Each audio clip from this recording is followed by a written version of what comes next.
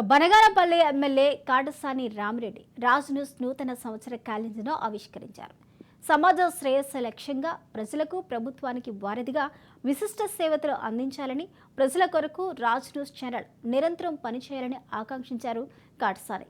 ఇక క్యాలెండర్ లాంచ్లో మండల కన్వీనర్ కాటసాని తిరుపాల్ రెడ్డి, నంద్యాల జిల్లా యువజన విభాగ ఉపాధ్యక్షుడు అంబటి రవి, మైనర్ నాయకులు అబ్దుల్ ఫైజ్ పాల్గొన్నారు.